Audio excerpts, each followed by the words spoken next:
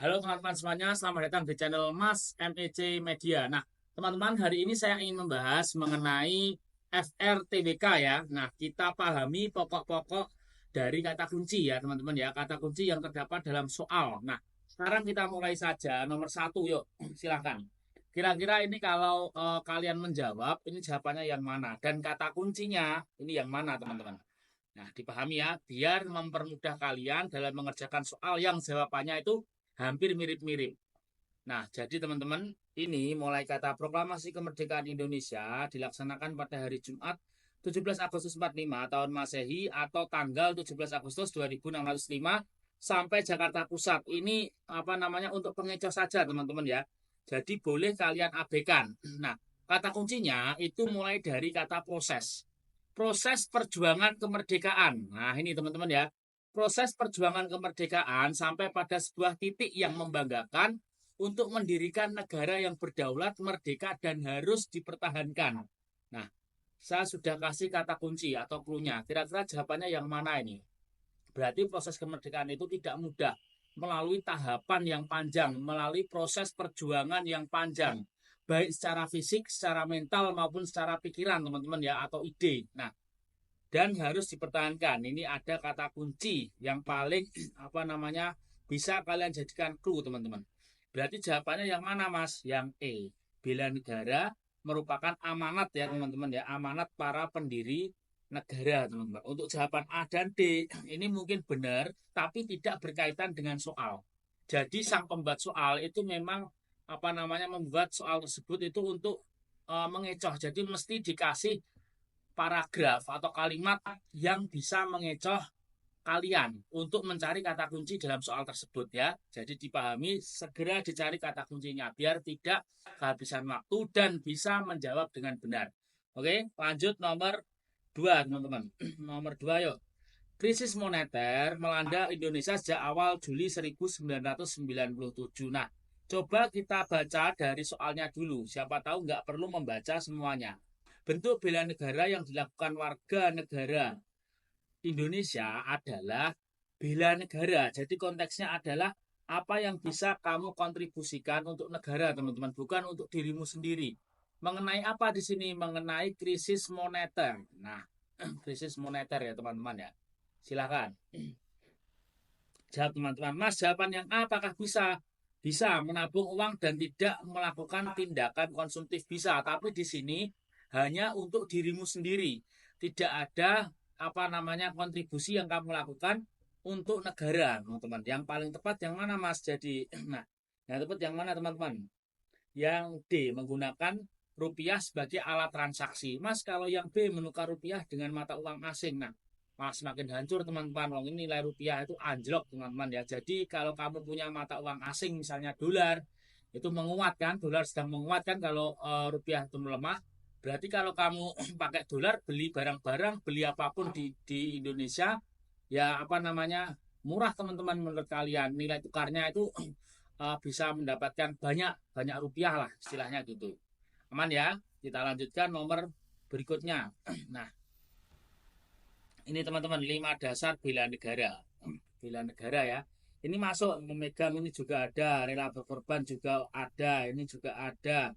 Ini ada teman-teman ya, tapi kaitkan dengan soal. Di sini konteksnya ini kan Ujang berhasil menyelesaikan studi S3 di Tokyo University. Ujang kemudian mendapat tawaran di perusahaan asing. Nah, perusahaan asing dengan gaji tinggi. Tetapi Ujang menolak. Dia menolak dan ingin mengembangkan desa kelahiran. Desa kelahiran. Nah, dia ditawari bekerja dengan gaji tinggi di luar negeri, tapi lebih memilih kerja di Indonesia, khususnya untuk mengembangkan desa kelahiran. Mana yang paling berkaitan, teman-teman? Kalau rela berkorban untuk bangsa dan negara, ini kurang tepat. Ini harusnya kontribusimu untuk negara, untuk Indonesia. Ini kan untuk desa kelahirannya, teman-teman ya. Berarti yang mana ini? Yang A. Nah, cinta tanah air sendiri itu kan kata kuncinya kedaerahan, teman-teman ya. Nah, seperti itu. Kita lanjutkan nomor berikutnya. Nomor 16 yuk, teman-teman. Mudah ya. Yuk. Tanggal 10 November 1945 adalah hari bersejarah bagi bangsa Indonesia. Pada saat itu terjadi perlawanan sengit rakyat Surabaya melawan penjajah yang ingin kembali menguasai Indonesia. Sehingga tanggal tersebut diperingati sebagai Hari Pahlawan Nasional. Peristiwa 10 November memberikan kita inspirasi agar apa? Ini 10 November 1945, yaitu hari di mana penjajah ingin menguasai kembali di Indonesia ya teman-teman ya. Nah, melalui melalui Nica teman-teman ya, diboncengi oleh sekutu. Nah, tapi di sini kita sebagai rakyat Indonesia khususnya orang Surabaya itu melawan teman-teman, melakukan perlawanan. Karena apa? Ya untuk mempertahankan. Nah, kita udah merdeka kan, posisinya baru saja merdeka. 17 Agustus 1945 itu sudah merdeka. Artinya sudah ada negara kesatuan Republik Indonesia. Namun asing ingin menjajah kembali. Nah, ingin melakukan kolonialisme kembali, imperialisme kembali, tapi kita melawan. Untuk apa? Mempertahankan NKRI. Jawaban yang paling berkaitan yaitu yang C, teman-teman ya. Dapat mewarisi semangat kepahlawanan dalam mempertahankan NKRI. Itu ya.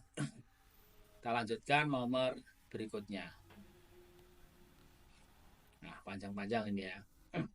Apa yang jawabannya? Salah satu upaya pemerintah untuk menumbuhkan jiwa nasionalisme pada generasi muda adalah dengan generasi muda ya teman-teman ya, atau bisa disebut kaum terpelajar ya, atau pelajar gitu ya. Di sini konteksnya melalui sistem pendidikan, kata kuncinya di sini. Nah, yang berkaitan dengan sistem itu kalau di pendidikan yaitu kurikulum teman-teman. Jadi jawabannya sudah pasti yang A. Jangan lupa ya dipahami kata kuncinya itu ya. Kalau meningkatkan kualitas guru dan dosen itu kurang berkaitan dengan sistemnya, karena di sini hanya sebagai tenaga atau yang melaksanakan sistem yang ada teman-teman ya. Itu. Kita lanjutkan nomor berikutnya. Nah, di sini yuk. Masih mengenai bela negara, rekrutmen TNI yang sesuai dengan semangat bela negara adalah aspek dalam membangun kekuatan pertahanan nasional yang efektif. Pertahanan ya konteksnya ya. Pernyataan yang paling mencerminkan prinsip rekrutmen yang sesuai dengan semangat bela negara. Nah, apa teman-teman? Apakah A, rekrutmen harus memprioritaskan individu dengan latar belakang pendidikan yang tinggi? Kurang tepat di sini. Latar belakang pendidikan yang tinggi namun tidak berkarakter, tidak memiliki jiwa patriotisme, tidak cocok untuk menjadi TNI teman-teman ya, karena tugasnya itu menjaga pertahanan nasional. Dia itu pinter tapi pengkhianat ya, percuma. Yang B ya teman-teman ya. Lanjut. Oke, nomor 3 teman-teman yuk. Apa ini konteksnya ini? Membela bangsa dan negara adalah tanggung jawab yang harus diemban oleh setiap warga negara. Hal ini dapat dilakukan sesuai dengan profesi dan kemampuan masing-masing individu. Berdasarkan hal itu, berikut ini yang paling mencerminkan bagaimana seseorang dapat berkontribusi dalam membela bangsa dan negara dengan cara yang sesuai dengan profesi. Nah, bela negara sendiri itu kata kuncinya kan pengabdian sesuai profesi ya teman-teman ya. Di sini sudah diterangkan lagi dengan profesi dan kemampuannya. Berarti dicari jawaban yang menyebutkan suatu profesi dan juga tindakan yang dilakukan yang sesuai dengan nilai bela negara. Yang mana? Nah, di sini yang E ya yang sudah disebutkan ya. Yang E, menjadi guru dan mendidik generasi muda tentang nilai-nilai patriotisme. Oke.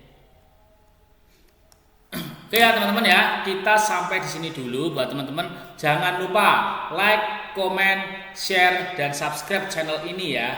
Mudah-mudahan bermanfaat. Dan silahkan, ini next kita mau bahas apa silahkan. Nah, untuk persiapan SKD, kedinasan, dan CPNS. Terima kasih.